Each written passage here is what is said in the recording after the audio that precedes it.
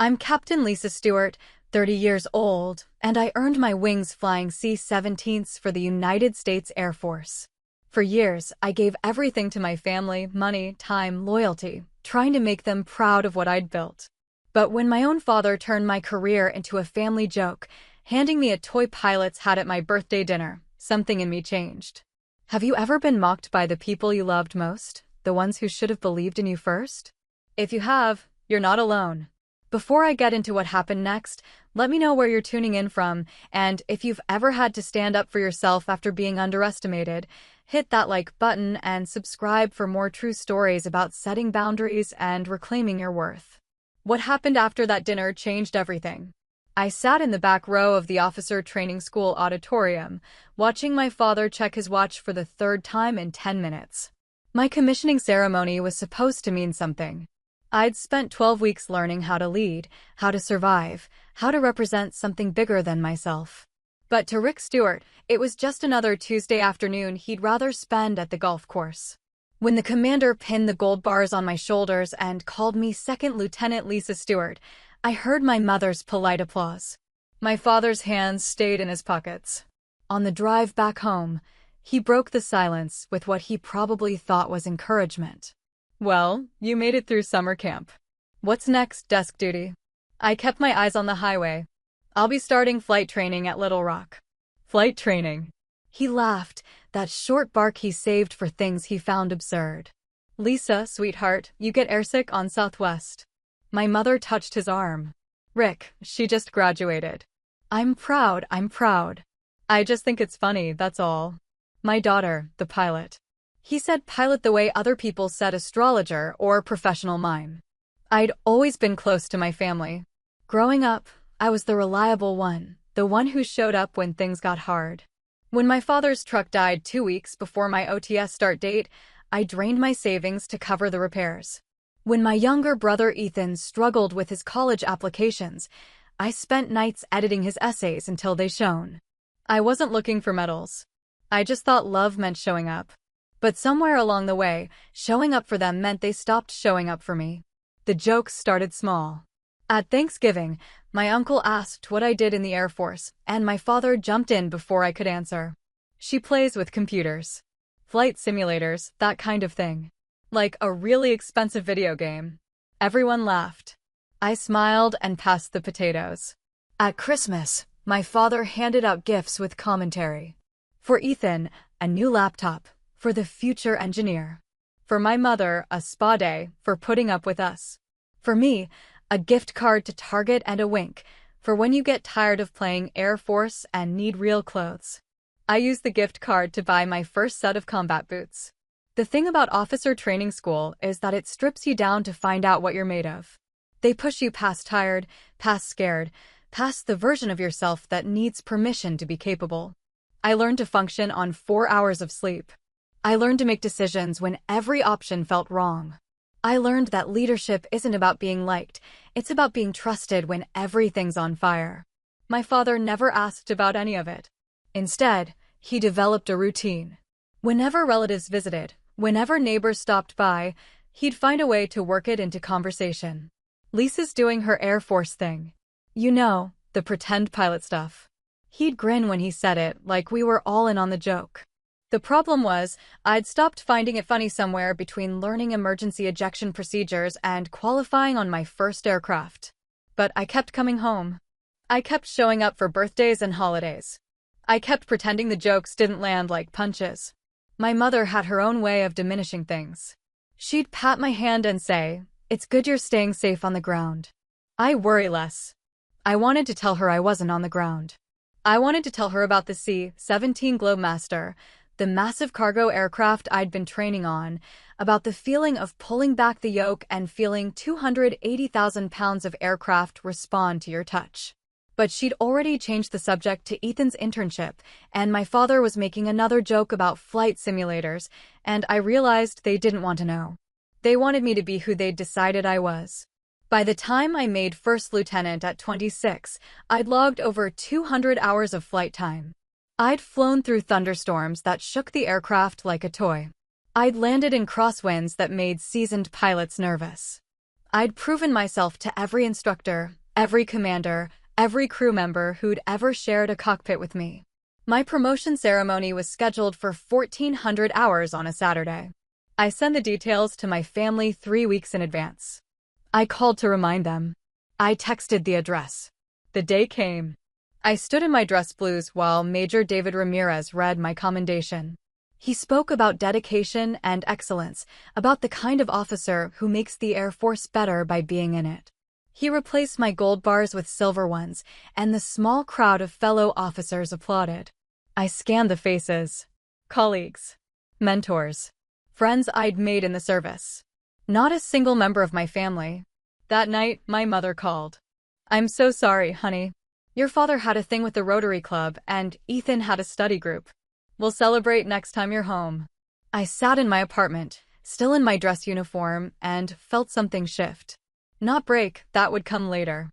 Just shift, like tectonic plates realigning under pressure. Major Ramirez found me in the hangar the following Monday. He'd probably heard I'd been working through lunch again, staying late, volunteering for every additional training slot that opened up. "You're pushing hard, Lieutenant." "Just trying to stay sharp, sir." He leaned against the workbench, arms crossed. "Your family make it to the ceremony?" I focused on the maintenance checklist in front of me. They had conflicts. He was quiet for a moment. Then, "They'll believe it when you're in the captain's chair." I looked up. "Sir, some people need proof they can hold in their hands. Keep flying. Keep getting better. The rest will follow." I wanted to believe him. But I was starting to suspect that some people would never believe, no matter how much proof you stacked at their feet. They'd just find new ways to explain it away. That night, I revised my understanding of what it meant to be close to your family. Maybe love didn't mean they showed up. Maybe it just meant you kept hoping they would. I was 26 years old, a rated pilot in the United States Air Force, qualified to fly multi-million-dollar aircraft in combat and humanitarian missions worldwide. And I was still trying to convince my father I wasn't playing pretend. The invitation came in a text from my mother, 3 weeks before my 20th birthday. "Dinner at home. Dad's excited to celebrate. Can't wait to see you."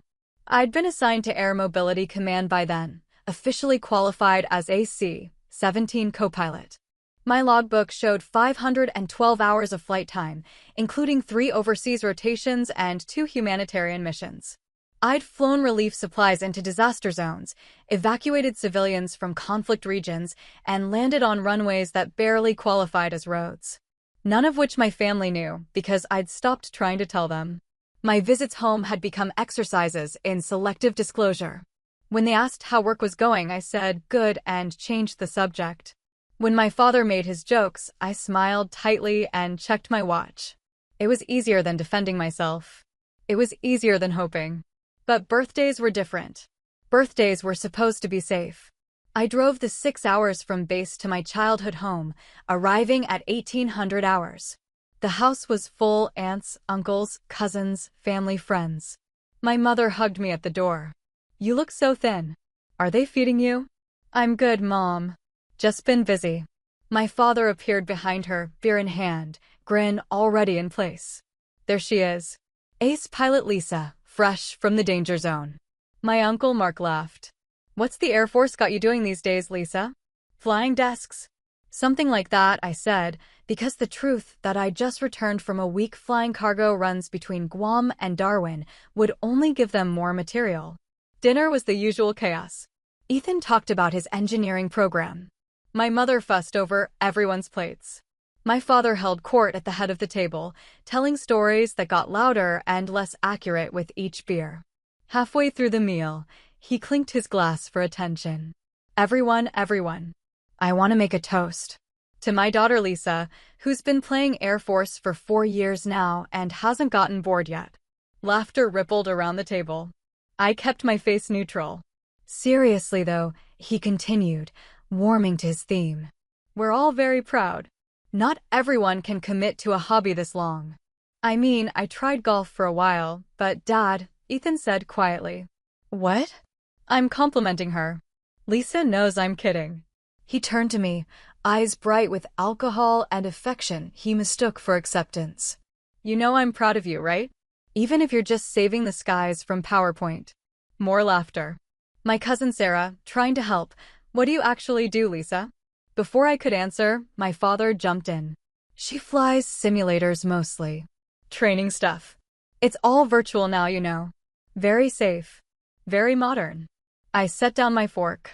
I'd been gripping it hard enough to leave marks on my palm. Actually, oh, here we go, my father grinned. Tell them about the time you landed the big plane, Lisa. The simulation. It wasn't a simulation. Right. The one that felt real. That's what they're designed to do, honey. Very impressive technology. My mother's hand found my shoulder. Lisa, sweetie, your father's just having fun. Fun. I looked around the table at faces I'd known my whole life. People who'd watched me grow up, who'd come to my high school graduation, who'd been proud of me once. Now they were watching me like I was part of the entertainment, waiting for me to play along with the joke. My father wasn't finished. He disappeared into the kitchen and returned with a small wrapped box, presenting it with a flourish. For the birthday girl. I unwrapped it slowly. Inside was a child's toy pilot hat, plastic and cheap, the kind they sell in airport gift shops for $6. The word Captain was printed across the front in gold letters. The table went silent. Then someone, I don't remember who, laughed nervously, and that opened the floodgates. Soon everyone was laughing, and my father was beaming, so pleased with his cleverness. Get it, he said. Captain Lisa. I saw it and thought of you. I stood up carefully, the way I'd been trained to stand when receiving orders I disagreed with. Calm. Professional. In control. Thank you for dinner, Mom. This was great. Lisa, wait, my mother started. I have an early morning tomorrow. Long drive back. I picked up the hat, looked at it for a moment, then set it down on the table and walked to the door. My father called after me, oh, come on. You can't take a joke. I turned back. They were all watching me now, the laughter dying as they registered something in my expression. I can take a joke, Dad. I've been taking them for 4 years. Lisa, my mother said, standing. He didn't mean anything. I know. That was the worst part. He didn't mean anything. None of it meant anything to them. Happy birthday to me, I said quietly, and left. In the car, I sat in the darkness for several minutes before starting the engine. My phone buzzed. A text from my flight commander. Training reassigned. You'll be flying relief ops in the Pacific next month. Congratulations, LT. Well earned. I read it twice. Then I drove away from my childhood home, toward the only place that had ever made sense. The thing about flying is that it doesn't care about your story. It doesn't care if your family believes in you. The aircraft responds to skill, to training, to confidence. Either you can fly or you can't. Either you're qualified or you're not. There's no room for maybe, no space for pretend. I'd been chasing my family's approval for years, trying to make them see me. But somewhere on that dark highway, with 200 miles still ahead of me, I realized something. I'd been looking for validation from people who couldn't see past their own assumptions. People who needed me to be small enough to understand. I thought about the hat. The cheap plastic captain's hat sitting on my mother's dining table. My father thought he was making a joke. But he'd accidentally told the truth. I was a captain, not yet in rank, but in every way that mattered. I'd earned the right to sit in that seat. I'd earned the trust of my crew. I'd earned my wings. I just hadn't earned them for my family. I'd earned them for myself. The base was quiet when I arrived at 0200 hours. I went straight to my quarters, unpacked my overnight bag, and opened my laptop. The assignment details were waiting. 6 weeks in the Pacific, flying humanitarian routes between Osan Air Base in South Korea and Manila. Long hours. High tempo. The kind of flying that would push me harder than I'd ever been pushed. I accepted immediately. That night, I didn't cry. I didn't rage. I just lay in the dark and felt something settle inside me. A decision made without words. I was done explaining. Done defending. Done hoping they'd eventually understand. They thought I was playing Air Force. The truth was, this uniform had become the only place I ever felt real. The Pacific routes were brutal in the best way. We flew 3 to 4 times a week, long hauls carrying everything from medical supplies to equipment for the humanitarian missions that never made the news. I was paired with Captain Marcus Webb, a 15-year veteran who'd flown everything from C-130s to C-5s, and who treated every flight like it was both routine and sacred. He taught me things the simulators couldn't: how to read weather that wasn't on the radar, how to feel a developing problem through the controls before the instruments caught it, how to stay calm when everything was anything but calm. "You're good, Stuart," he told me after a particularly rough approach into Manila during a tropical storm. "Better than good. You trust your training." I didn't tell him that trusting my training was easier than trusting anything else. The crew became my family in ways I hadn't expected. There was Technical Sergeant Maria Delgado, our loadmaster, who could calculate weight and balance in her head faster than I could input it into the computer. Staff Sergeant Kevin Park, our flight engineer, who knew our aircraft better than he knew his own apartment. And Senior Airman Jackson Riley, fresh out of tech school, who watched everything with the intensity of someone determined to be excellent. We lived in close quarters, worked impossible hours, and developed the kind of shorthand that only comes from shared stress. They knew I didn't talk about my family. They didn't push. In the military, everyone has a story about the people who don't understand. We were each other's witnesses instead. 6 months into the deployment, I made captain. 29 years old, ahead of the average promotion timeline. Major Ramirez called personally to congratulate me. "Told you," he said. "Captain's chair." "Thank you, sir. You tell your family?" I watched the sunset from the operations building, painting Ozen's runway in orange and gold. "Not yet, Stuart." "I will, sir. When I get home." I didn't. When I finally took leave and visited, I wore civilian clothes and kept the conversation light. My father asked how work was going. I said good and asked about his golf game. The new captain's bars stayed in my luggage. It was easier that way. What I found in those months wasn't just competence, it was belonging. For the first time in my life, I was surrounded by people who measured worth by what you did, not by who you'd always been. Nobody cared that I'd been the quiet daughter, or the reliable sister, or the girl who'd funded her father's car repairs instead of her own dreams. They cared that I showed up on time, knew my checklists, and could be counted on when it mattered. Staff Sergeant Park said it best one night after a particularly long mission. We were doing post-flight checks, exhausted and efficient. "You know what I like about flying," he said. "It's the only place where nobody gives a shit about your story. Either the plane flies or it doesn't. Either you know what you're doing or you don't. Everything else is just noise." I thought about my father's jokes, my mother's excuses, the toy pilot hat I'd left behind. "Yeah," I said. "Everything else is just noise." The deployment was supposed to end in May, but they extended us through August. Nobody complained. We'd found our rhythm, and the work mattered. I logged over 800 additional flight hours, qualified for additional aircraft certifications, and earned my aircraft commander designation 3 months ahead of schedule. Captain Webb pulled me aside after the designation ceremony. "You're going places, Stuart. I'm writing you a recommendation for test pilot school." "Sir, I don't know if I do."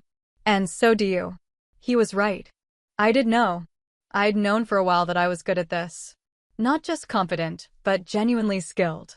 The kind of pilot other pilots trusted. The kind of officer commanders gave the hard assignments because they knew I'd find a way. My family had been so busy laughing at the idea of me flying that they'd missed the part where I'd actually learned to do it. And then I'd gotten good. And then I'd gotten better than good. On my last night at Ozen before rotating back stateside, the crew threw together a going-away dinner at a restaurant off base. We ate Korean barbecue and told stories and made the kind of promises people make when they know they'll probably never work together again but want to believe they will. Sergeant Delgado raised her glass. "To Captain Stuart, who showed up as a nervous lieutenant and leaves as someone I'd trust with my life." "Hear, hear," Webb said. "I'd fly with you anywhere," Captain Park added. I looked at their faces, sunburned, tired, genuine, and felt something crack open in my chest. Not breaking. Opening. "I'd fly with all of you anywhere," I managed. Later, walking back to the barracks under a sky full of stars I'd learned to navigate by, I called my mother. She answered on the 3rd ring. "Lisa, how are you? Are you still overseas?" I'm rotating back next week. Oh, that's wonderful. Your father will be so happy. You should come for dinner when you're settled. Maybe. Lisa, he really didn't mean anything with that hat. You know how he is. I did know. That was the problem. Mom, I need you to understand something. Of course, sweetheart. I'm not playing Air Force. I'm an Air Force captain. I command a crew. I fly missions that matter. I'm good at what I do. Silence. Then, we know that, honey. No, you don't. But that's okay. I don't need you to anymore. Lisa, I love you, Mom. I'll call when I'm stateside. I have to go. I hung up before she could respond. Before she could explain or excuse or diminish. The stars were impossibly bright. I'd learned their names, learned to find my way by their light. I thought about Webb's recommendation, about test pilot school, about all the places I could still go and things I could still do. My father's voice played in my head one more time. Relax, you're not even a real pilot. I smiled in the darkness. Not at the memory, but at the distance I'd put between his opinion and my reality. I was real. I'd been real the whole time. They'd just been looking at shadows while I learned to fly. When I boarded the transport back to the States, I didn't feel angry anymore. I felt clear. Like I'd been trying to prove something that didn't need proving. Like I'd been waiting for permission that I'd never actually needed. The only validation that mattered was my crew's trust and my commander's respect and my own certainty that when it counted, I could do the job. Everything else, all the jokes and dismissals and toy hats, was just noise. And in the cockpit, wearing headphones that filtered out everything but what mattered, I'd learned to ignore noise.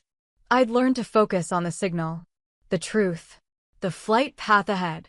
I landed at Travis Air Force Base on a Tuesday morning, 30 years old, qualified on multiple aircraft, decorated for my service overseas.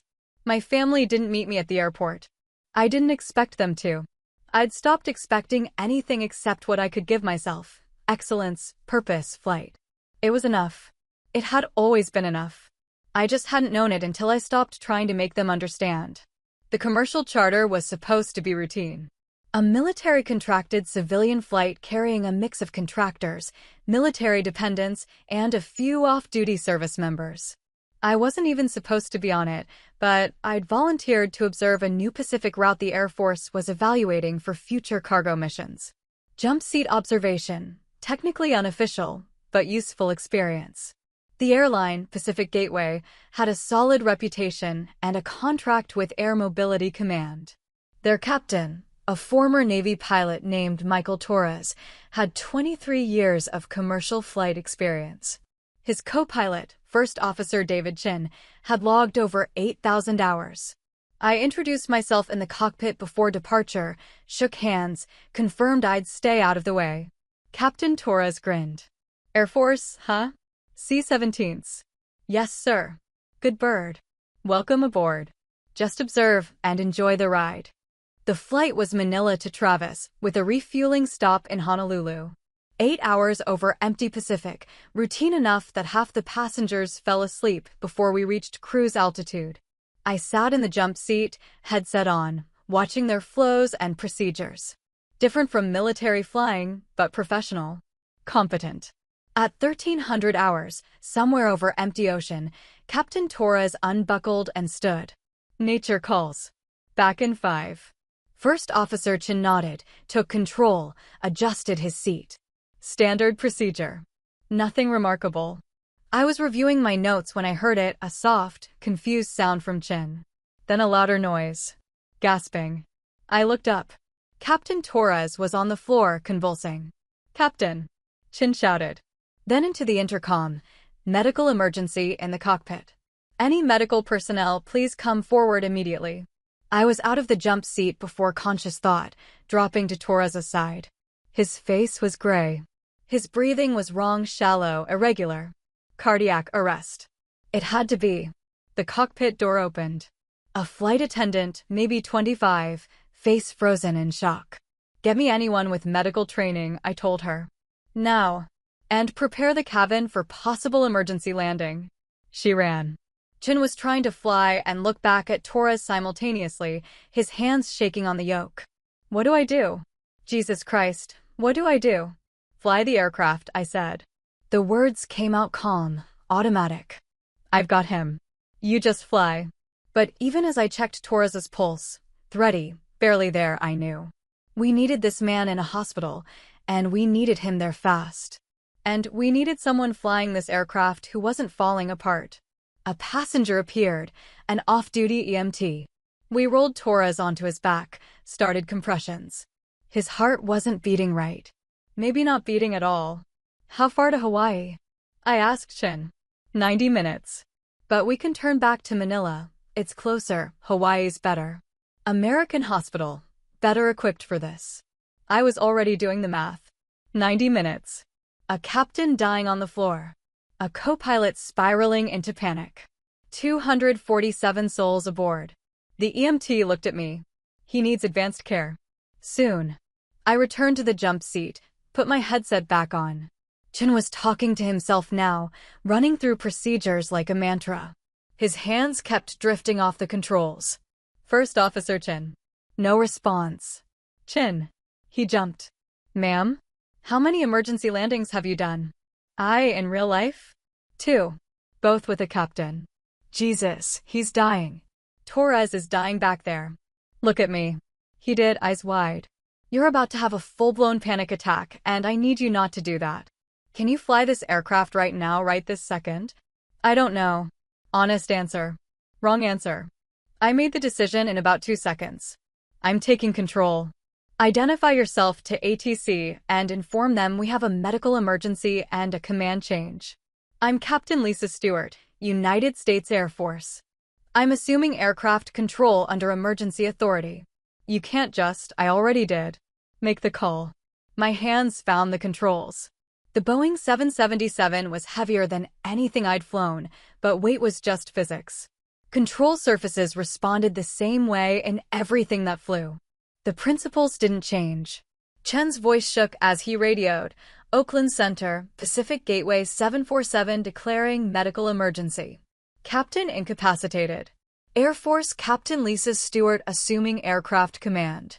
Static. Then a controller's voice, careful and controlled. 747, say again? I took the radio. Oakland Center, Captain Stewart. I'm a rated United States Air Force pilot, aircraft commander qualified on C-17s, currently riding jump seat. Our captain is in cardiac arrest. Our first officer is not fit to command. I'm taking control and requesting emergency clearance to Honolulu International, most direct routing. Long pause. 747, confirm your military and assuming command of civilian aircraft? Affirmative. I'm certified, I'm current, and I'm your best option. I need that clearance. Another pause.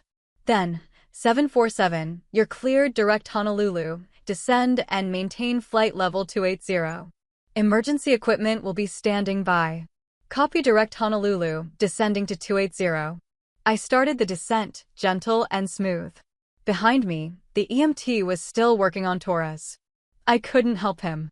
My job was to get everyone else on the ground safely. Chin sat frozen in his seat. First officer, I need you with me.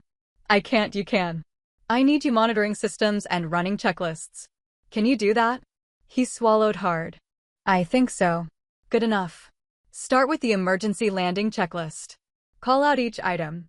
He fumbled for the binder, hands shaking, but he found his voice. Emergency landing checklist. Crew notification. His training kicked in, overriding his fear.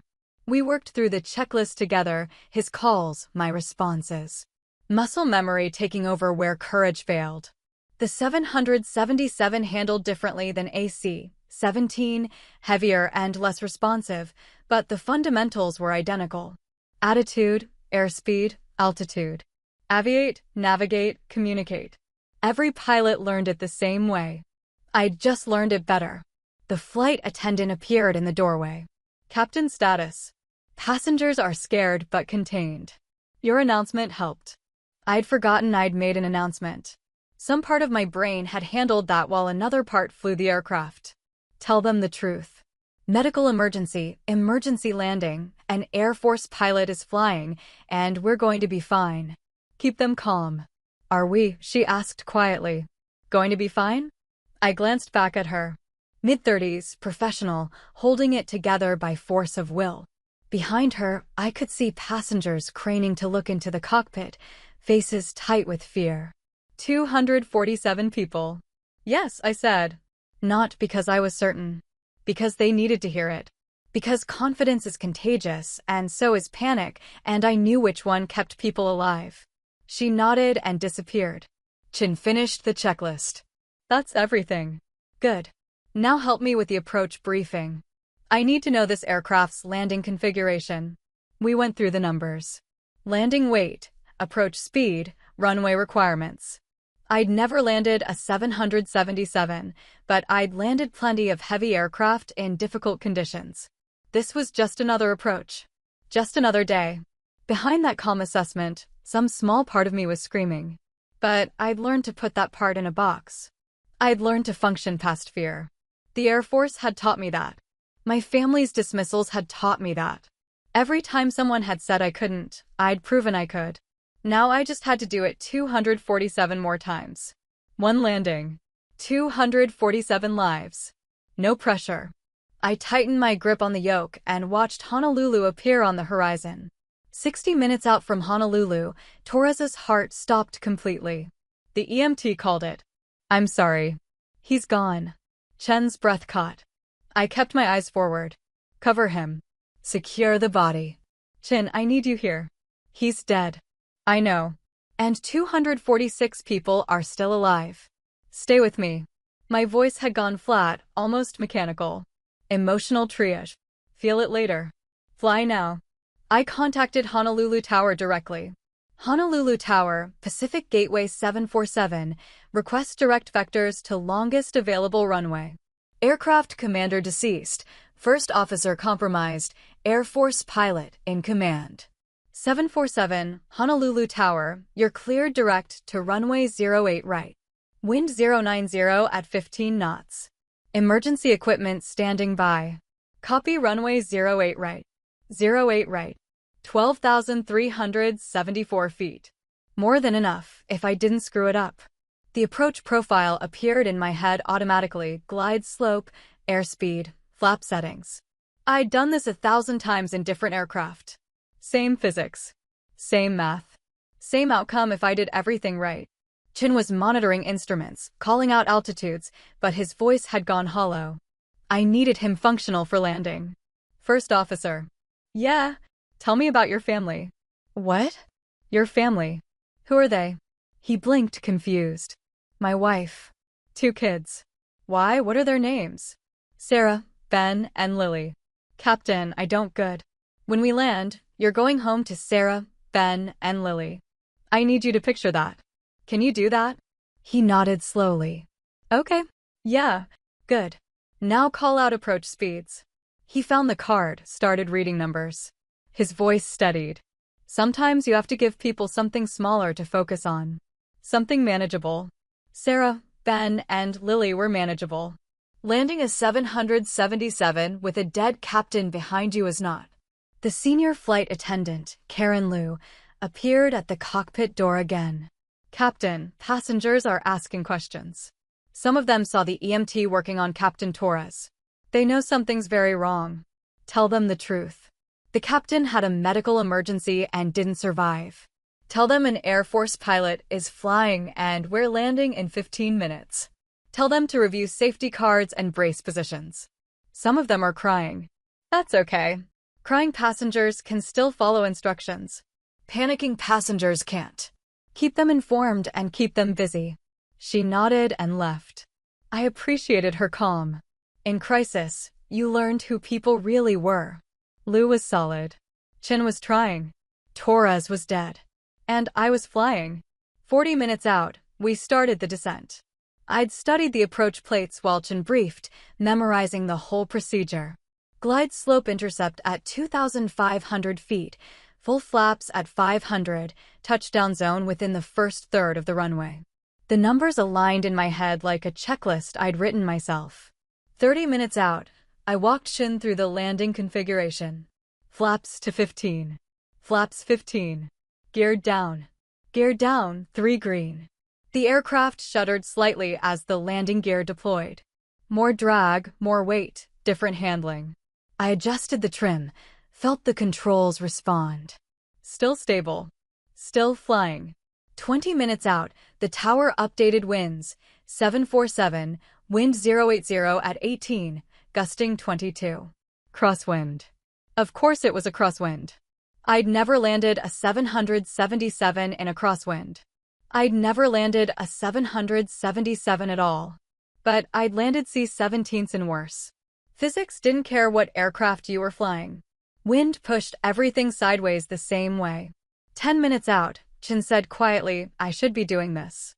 You're doing exactly what I need you to do. I froze. When Torres went down, I froze. Most people would have. You're still here. That's what matters. You didn't freeze. I've had different training. That was part of it. The other part was that I'd been dismissed and doubted so many times that crisis felt almost familiar. When nobody believes you can do something, you develop a particular kind of calm when it's time to prove them wrong. 5 minutes out, I saw the runway. Long stripe of gray against blue Pacific, emergency vehicles clustered at the sides like red and white toys. Final approach checklist. Chin ran through it, his voice almost normal now. Landing checklist complete. Tower, 747 on final, runway 08 right. 747, cleared to land, 08 right. Wind 075 at 20, gusting 25. The crosswind had gotten worse. Perfect. I lined up on the center line, adjusting for the wind drift. The runway grew larger in the windscreen. I could feel every gust now, feel the aircraft wanting to weather vane into the wind. I countered with rudder, kept the wings level with aileron, flew the approach with corrections so small they were almost instinctive. 300 feet. On glide slope. Airspeed good. 200 feet. Slight drift left. Correcting. 100 feet. The runway rushed up to meet us. 50 feet. I reduced power, started the flare. The aircraft hung in the air for an impossible moment, then the main gear touched down, firm but controlled. I deployed the thrust reversers, felt the deceleration press us forward against our harnesses. The nose gear settled onto the runway. We were down. I let out a breath I hadn't known I was holding. 747, exit at taxiway Delta, contact ground on 121.9er. Copy, taxiway Delta. I steered us clear of the runway, following the taxi lights.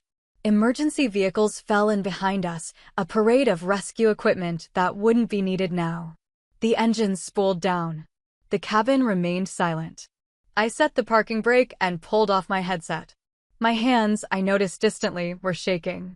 Chin was staring at me. You just landed a 777. We just landed a 777. I called out numbers. You flew it. Behind us, Torres's body lay covered. In front of us, 246 passengers sat alive and breathing. The math wasn't fair. It was never fair. But it was better than the alternative. Karen Lu opened the cockpit door. Her eyes were red, but her voice was steady. Captain Stewart. The passengers are asking. She stopped. Started again. They want to know what happens now. Now we wait for ground crew. Then they deplane. Then they go home. They're going home because of you. I shook my head. They're going home because a lot of people did their jobs. Torres got us most of the way here. Chin kept systems running. You kept the cabin from panicking. I just landed. You saved 247 lives. 246. Torres didn't make it. You know what I mean. I did. But I wasn't ready to know it yet. I was still in the mode where you function past everything, where you feel nothing because feeling anything means feeling everything, and I couldn't afford that until everyone was safe. Let's get them off the aircraft, I said. Lou nodded and withdrew. Chin was still staring. How are you so calm? I'm not. I'm just good at pretending. He laughed, a little hysterically. Jesus Christ. We're alive. We're actually alive.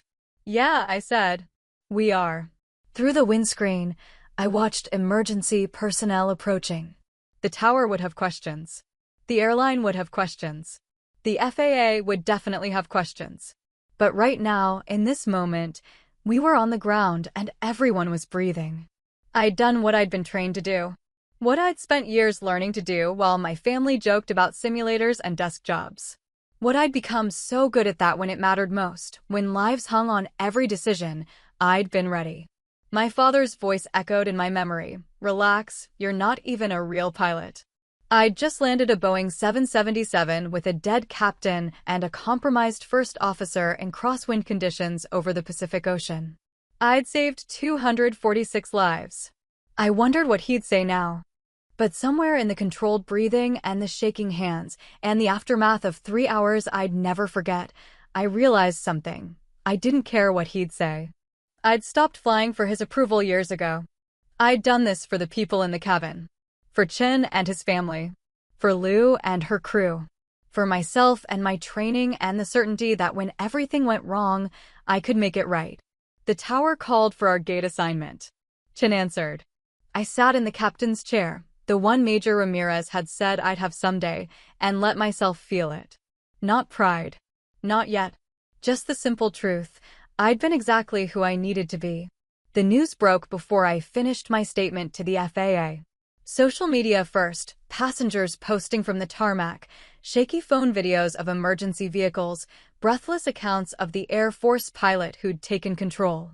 Then traditional media picked it up. By the time I checked into base housing at Travis the next morning, my phone had 43 missed calls and an inbox full of interview requests. The official Air Force statement was brief. Captain Lisa Stewart, stationed at Travis Air Force Base, assisted in the emergency landing of Pacific Gateway Flight 747 following a medical emergency. Captain Stewart is a qualified aircraft commander with over 1,200 hours of flight time. The Air Force is proud of her service and professionalism. Assisted. They'd been kind with that word. I read it at 0600, still in yesterday's clothes, still feeling the controls in my hands. My commander, Lieutenant Colonel Sarah Mitchell, called at 0630. Stewart. You doing okay? Yes, ma'am. Bullshit. You landed a plane with a dead captain and saved 246 people. Nobody's okay after that. I want you to take 3 days, talk to our mental health resources, and process this. Ma'am, I'd rather get back to, that's an order, Captain. You don't have to feel okay. You just have to not fall apart alone. Understood? Yes, ma'am. Good. Also, you're probably going to get a medal. Try to act surprised when it happens. She hung up. I sat in the quiet of my quarters and thought about medals. Torres's wife would get a flag and a pension, and the knowledge that her husband had died doing what he loved. What would I get? Recognition for doing my job? Validation I'd stopped needing? I took a shower, put on clean clothes, and checked my phone again. The missed calls included 3 numbers I recognized. One was my mother. I stared at her number for a full minute before calling back. She answered on the first ring. Lisa. Oh my God, Lisa, we saw the news. Hi, Mom. Your father and I have been trying to reach you. Are you okay? Are you hurt? I'm fine. The news said you landed a plane. A commercial jet. They said you saved all those people. The news is pretty accurate, yeah. Silence. Then, why didn't you tell us you could do that? I sat down on my bed, suddenly exhausted. I tried to tell you for 6 years. You thought I was playing pretend. Lisa, that's not Mom. I know you're proud now. I know Dad's probably freaking out. But I need you to understand something. I was always this person. I was this person when you laughed at my commissioning. I was this person when nobody came to my promotion ceremony. I was this person when Dad gave me a toy hat and made me the family joke. He feels terrible about that. Good. He should. More silence. Do you want us to come out there? No. Lisa, I'm serious, Mom. I'm processing a lot right now. I watched a man die. I had 246 lives depending on me getting it right. I can't also manage Dad's feelings about finally believing I'm a real pilot. My voice cracked on the last words. I studied it. I need space. I need time. I'll call when I'm ready. We love you, sweetheart. I know. I love you too. But love doesn't mean you get to show up now and pretend the last 6 years didn't happen. I hung up before she could respond. Then I turned off my phone, lay down, and stared at the ceiling until sleep pulled me under. The nightmares started the second night. Torres on the floor, Chen's panicked breathing, the runway rushing up too fast. I'd wake in the dark, heart racing, hands gripping imaginary controls. The base psychologist, Captain James Park, told me it was normal. You experienced a trauma while performing under extreme stress. Your brain is trying to process it. These dreams are part of that. They feel real. They were real. That's why they're so vivid. Give it time. Time. Everyone kept telling me to give it time. On the fourth day, I went back to work. Paperwork, mostly incident reports, statements, follow-ups with the FAA and NTSB. My squadron treated me like I might break, all careful voices and offers of help. It was well-meaning. It was unbearable. Lieutenant Colonel Mitchell called me into her office at 1500 hours. "Sit down, Stewart." I sat. She studied me for a moment. "The Distinguished Flying Cross. They're recommending you for it." "Ma'am, I just did my job." "Your job is flying C-17s. You landed a 777 in a crosswind with a compromised crew. That's not your job. That's extraordinary performance under pressure. Take the compliment." "Yes, ma'am." "Also, you're getting profile requests. Interview requests from every major network, offers for speaking engagements, a movie producer who wants your life rights, no." I figured you'd say that. But think about it. Your story could inspire people, could bring positive attention to the Air Force. My story is that my family spent 6 years telling me I wasn't good enough, and then I had to watch a man die to prove them wrong. That's not inspirational. That's just sad. Mitchell leaned back. "Is that what you think happened? Isn't it? I think you became an exceptional pilot through hard work and dedication. I think when circumstances required it, you rose to the occasion. Your family's opinion doesn't enter into it. You didn't do this for them." She was right. I knew she was right. But knowing it and feeling it were different things. "Permission to speak freely, ma'am?" "Always. I'm angry. I'm angry that it took this for them to believe me. I'm angry that Torres is dead. I'm angry that I have to feel proud of something that came from tragedy. And I don't know what to do with all that anger." "You keep doing your job. You keep being excellent. And you let the anger fade in its own time. You don't owe anyone a timeline for processing this." I nodded. "And Stewart? For what it's worth, anyone who couldn't see what you were before this wasn't looking hard enough. Don't let their blindness define your achievement." That night, my father called. I'd turned my phone back on that morning, screening calls, but his number kept appearing. Finally, at 2200 hours, I answered. "Hi, Dad." "Lisa." His voice was thick. "I don't even know where to start." "You don't have to start anywhere." I saw the news. I saw the interviews with passengers, the footage of the landing. I saw what you did. Okay. That's it? Lisa, you saved all those people. You're a hero. I'm a pilot who did her job. That's all I've ever been. No, you're Dad. I cut him off. For 6 years, you made jokes. You called my service a phase. You gave me a toy hat at my birthday and made me the punchline. Do you remember that? Silence. I remember. Good. Because I'm glad you finally believe I'm a real pilot. But I need you to understand that I was always a real pilot. I was real when you were laughing. I was real when you didn't show up to my promotion. I was real every single day you thought I was playing pretend. Lisa, I'm sorry. Are you sorry you didn't believe me? Or are you sorry you were wrong? More silence. Then, quietly, both. Okay. That's all you're going to say? Okay. What do you want me to say, Dad? That it's fine? That I forgive you? I'm not there yet. Maybe I'll get there. But right now, I'm still processing the fact that I had to nearly die, that someone did die for you to take me seriously. That's not fair. None of this is fair.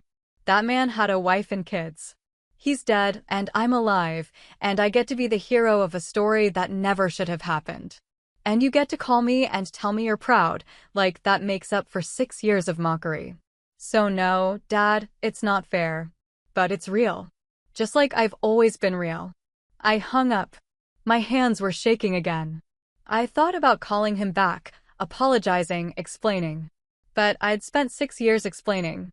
I was done. 2 weeks later, The formal ceremony. The Distinguished Flying Cross, presented by Colonel Sarah Bennett in front of my squadron and a crowd of base personnel. My mother and Ethan came. My father didn't. He sent flowers to my quarters afterward with a card. Proud of you. Always have been. Dad. I put the flowers in water and threw the card away. The medal sat in its case on my desk, beautiful and heavy. I thought about Torres, about his widow accepting a folded flag, about Chin and his family, about the 246 passengers who'd sent thank you letters I couldn't bring myself to read. I thought about my father's voice on the phone, about the years of jokes, about the toy hat sitting somewhere in my parents' house. And I thought about the moment in the cockpit when I'd taken control, when training and instinct had fused into something clear and true. I'd been good enough then. I'd been good enough before. I'd always been good enough. The difference was that now, finally, I believed it myself.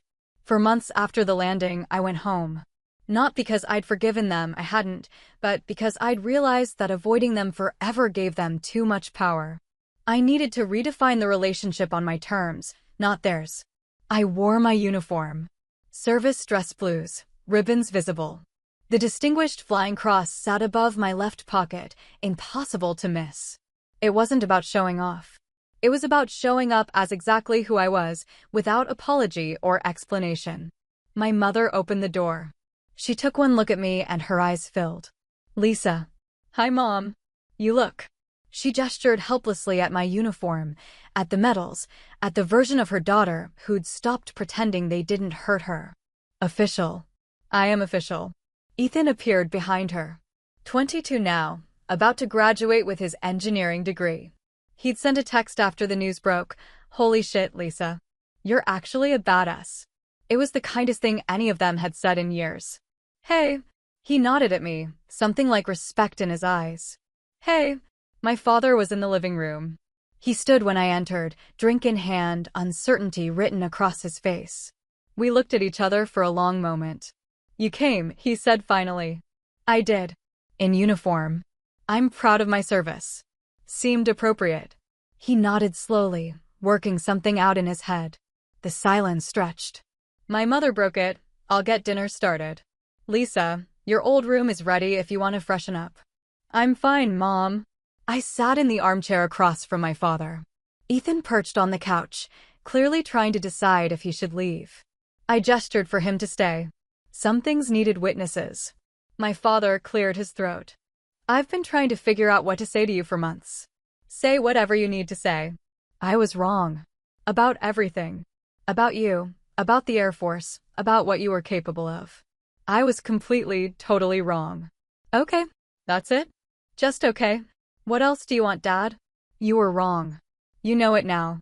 I knew it 6 years ago. He flinched. I'm trying to apologize. I know. And I appreciate it. But an apology doesn't erase 6 years of being dismissed every time I came home. It doesn't bring me back the promotion ceremony you missed. It doesn't unmake the jokes. So, what do I have to do? How do I fix this? I looked at him, really looked at him, and saw something I hadn't expected. He was scared. Scared of losing me, scared of the distance he created, scared that sorry wouldn't be enough. You can't fix it, I said quietly. What happened, happened. You can only decide what comes next. And what do you want to come next? I thought about that. I'd spent 4 months angry, grieving not just for Torres, but for the family relationship I'd thought I had. I'd mourned the version of my father who'd been proud of me before I'd proven anything, who'd believed in me just because I was his daughter. That father had never existed. Or maybe he had, but only for the version of me who'd fit his expectations.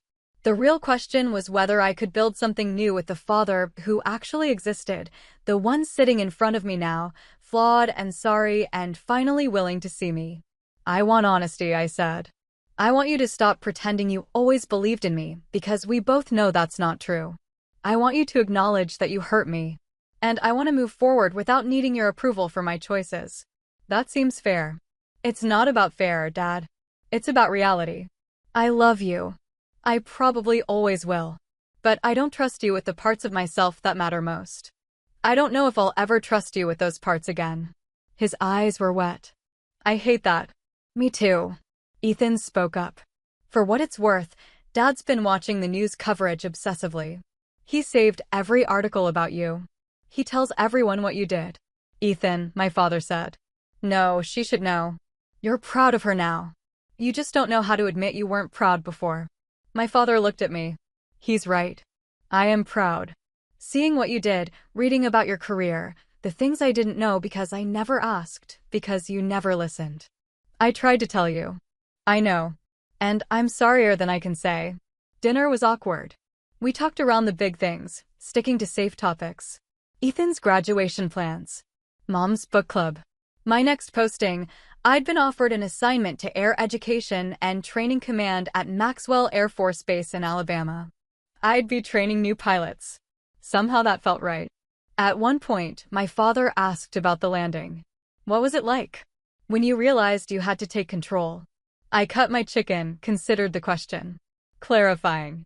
Everything else fell away except what needed to be done. There wasn't time to be scared or to wonder if I was good enough.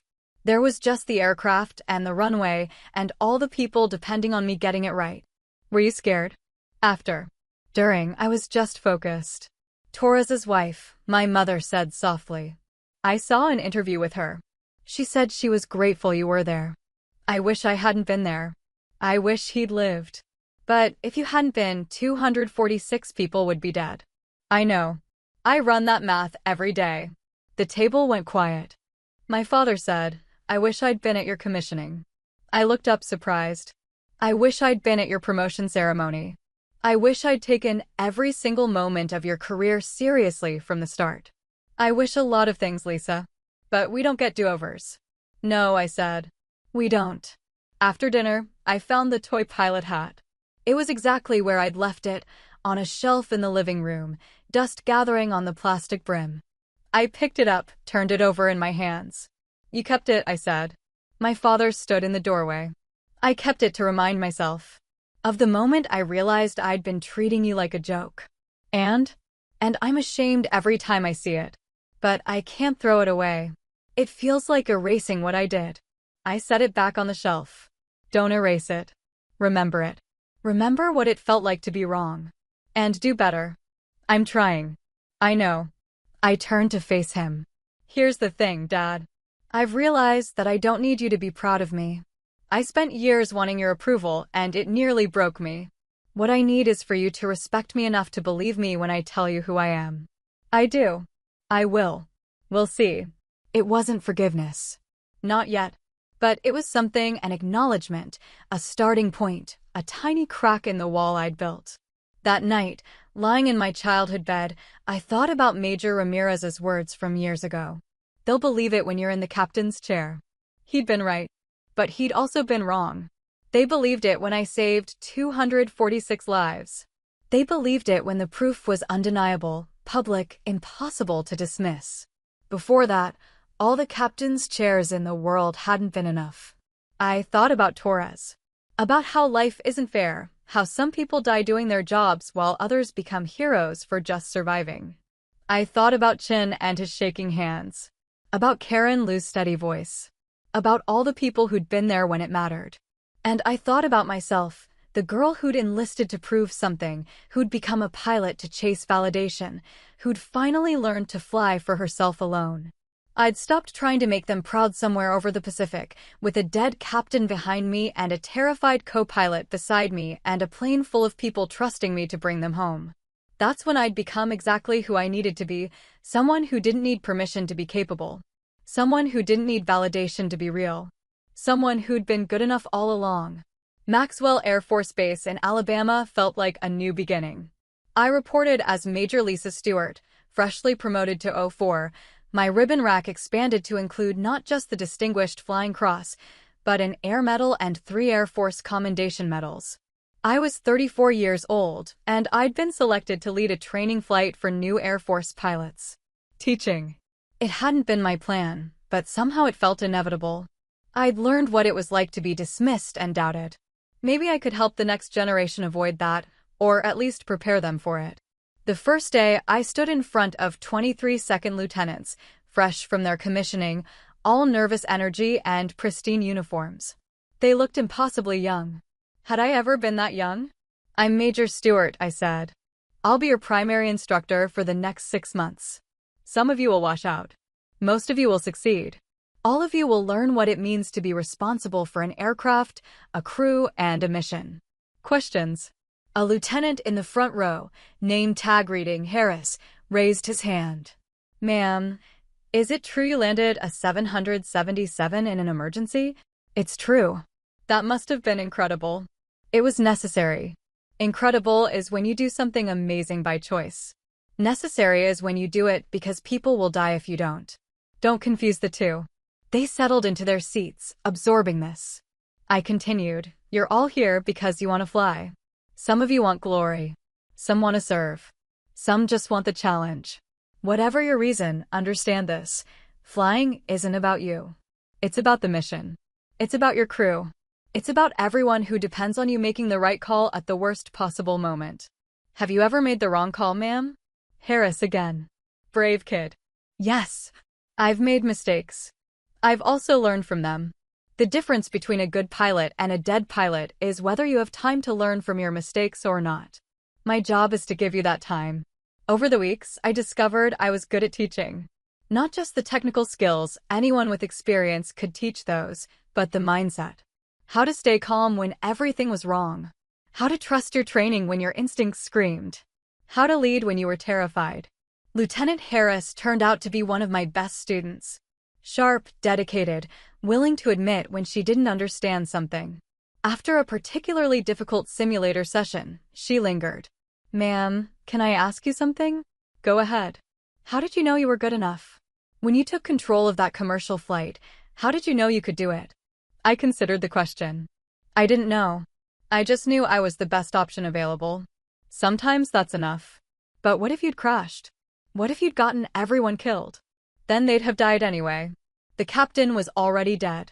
The co-pilot was compromised. Someone had to fly. I was trained, I was current, and I was there. So I flew. Weren't you scared? Terrified. But fear doesn't make you incapable. It just makes you careful. And careful is good when you're landing a plane full of people. She nodded, working through it. My family doesn't think I'll make it. They think I'm too small, too young, too female. I smiled thinly. My family thought I was playing pretend for 6 years. Prove them wrong. Or don't. Just prove yourself right. She left with something firmer in her stance. I recognized it. I'd found that stance somewhere over the Pacific. 3 months into the training cycle, Colonel Sarah Bennett visited from her new posting at the Pentagon.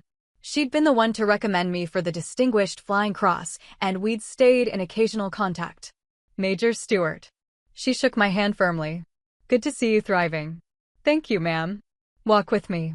We walked the flight line, the Alabama sun beating down on us. She got to the point quickly. How would you feel about a permanent position in training command? We need experienced pilots who can teach, especially pilots who've proven themselves under pressure. I appreciate that, ma'am, but I'm not sure teaching is my long-term plan. Why not? You're good at it. Your students respect you. Your evaluations are excellent. Because I became a pilot to fly, not to talk about flying. She stopped walking. Major, I'm going to tell you something that took me 20 years to figure out. There are a lot of ways to serve. Flying missions is one. Training the next generation of pilots to fly those missions is another. And it's just as important. With respect, ma'am, it's not the same. No, it's not. But it's valuable. And you have something to teach that goes beyond stick and rudder skills. You teach resilience. You teach self-belief. You teach that what other people think matters less than what you can do. She was right. I knew she was right. But I also knew I wasn't done proving things to myself yet. I'll think about it, ma'am. Good. In the meantime, there's someone who wants to meet you. She led me to the visiting officer's quarters. A woman in her mid-40s stood waiting, civilian clothes, eyes red from crying. Major Stewart, this is Elizabeth Torres. Captain Michael Torres's widow. The air left my lungs. Mrs. Torres. We shook hands. Hers were cold.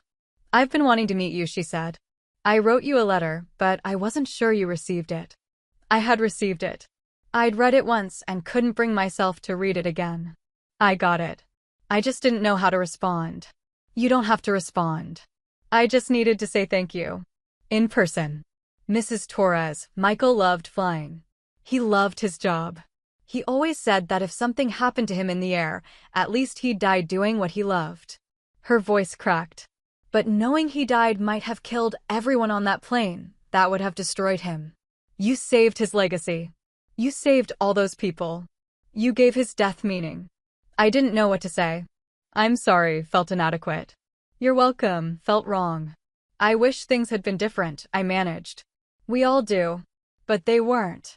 And you were there. That matters. She pulled an envelope from her purse. Michael was religious about writing notes to our kids. Little pieces of advice, stories, lessons. I found this one after he died. I want you to have it. Mrs. Torres, I can't please. He'd want you to have it. I took the envelope. After she left, I sat alone in the training building and opened it. The note was dated a week before the flight. Michael's handwriting was neat, deliberate. To whoever reads this, if I'm gone, remember that flying isn't about the individual. It's about the mission and the people counting on you. Be good at what you do. Be better than you think you have to be. And if things go wrong, trust your training and trust your crew. Someone will step up. They always do. I folded the note carefully and put it in my pocket. That night, I called my father. We'd been talking more regularly since my visit, careful conversations that circled around the hurt without diving into it. Lisa, how are you? I'm good, Dad. Just finished another training cycle. My students passed their final evaluations. That's wonderful. You're teaching now. Yeah, turns out I'm decent at it. Of course you are. You were always good at explaining things. Remember when you tutored Ethan? I did remember. I remembered a lot of things. Dad, can I ask you something? Anything. When you made those jokes about me playing Air Force, did you actually believe I wasn't capable? Or were you scared I was? Silence on the line. Then, both. I was scared something would happen to you. And it was easier to pretend you weren't doing anything dangerous than to accept that my daughter was flying military aircraft. The jokes were my way of coping.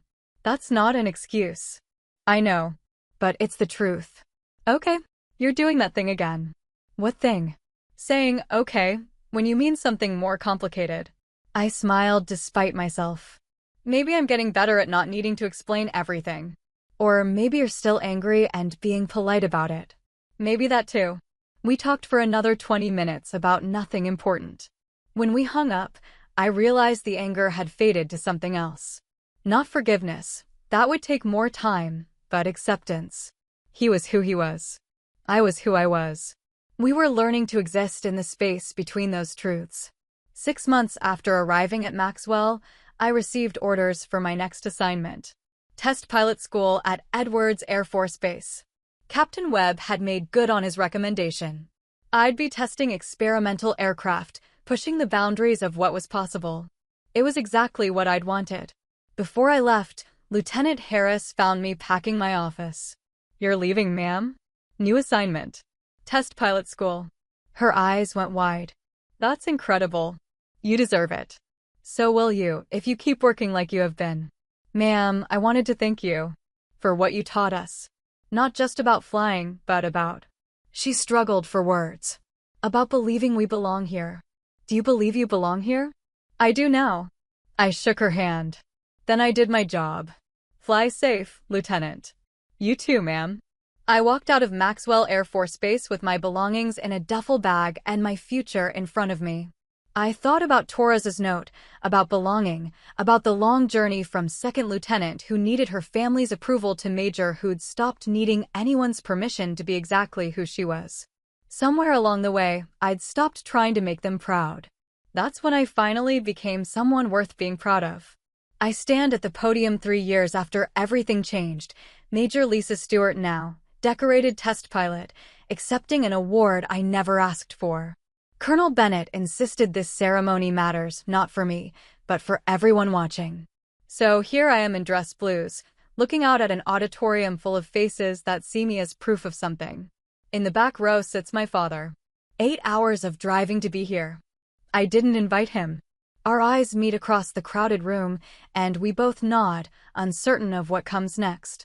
Colonel Bennett talks about service and sacrifice before introducing me to applause I still don't know how to accept. I look at the young pilots in the audience, at the older officers who remember when women couldn't fly combat aircraft, at my father watching his daughter receive recognition he once thought impossible. I tell them the truth about that day Captain Torres died. It wasn't heroic. It was competence meeting necessity. I was trained, current, and there when people needed someone to fly. The media wanted a miracle story. But I was just a scared pilot who'd spent years learning her craft. Someone who'd been doubted and dismissed. Someone who'd been told she was playing pretend. My father goes very still in the back row. The real lesson isn't about landing a commercial jet in an emergency. It's simpler than that. You don't need permission to be capable. You don't need anyone's approval to do your job. You just need to be so good that when the moment comes, you're ready. Everything else, the doubt, the mockery, the people who think you're not serious, all of that is just noise. I tell the room what I wish someone had told me years ago.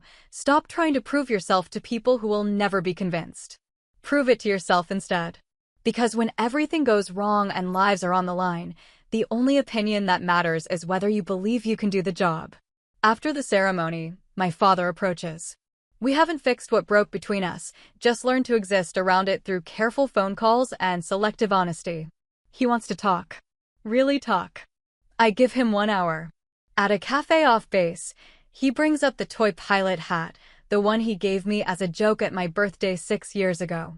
His wife wants him to throw it away. Too morbid, keeping a reminder of the worst thing he ever did to me. I tell him to keep it. Remember what it felt like to be wrong. Remember that I was always capable, and he just couldn't see it. Maybe it'll make him better with other people who need someone to believe in them before they've proven anything. He says he's proud of me now. Tells everyone about my accomplishments. I point out the obvious. That's for him, not me. That's him trying to feel better about the years he didn't show up. It doesn't change what happened between us. He asks what would change things. I look at this man who hurt me without meaning to, who's trying now in his clumsy way to make amends. Time, I tell him. Honesty. And accepting that I don't need his pride anymore. I have my own. What I'd like is for him to actually see me. Not the hero from the news. Just his daughter, who was always good enough even when he couldn't see it. He says he sees me now. I tell him to keep looking. We finish our coffee. He walks me to my car and tells me he's sorry, not just for who I became, but for not being proud of who I was becoming. It's not perfect. It doesn't erase 6 years of dismissal. But it's something. On the flight back to California, I text him, still keeping the hat? His response comes quickly, yeah. Reminds me to do better. We're not fixed. Maybe we'll never be fully fixed. But we're honest now. And honest is better than proud. I look out at the clouds below, at the sky I learned to navigate without permission. Some people need to see the smoke before they believe in fire. I learned to fly without witnesses. That was the only flight that ever mattered. That's my story. I did the job, we landed, and the noise finally went quiet. Now I want to hear from you. Have you ever been dismissed by family until results forced respect? What boundary did you set, and what changed after? If you were in my seat, would you call them out or let the landing speak for itself? For the pilots and crew here, what's your go-to calm under pressure habit? Drop your answers in the comments. If this resonated, like, subscribe, and share it with someone who needs a push to back themselves when no one else will.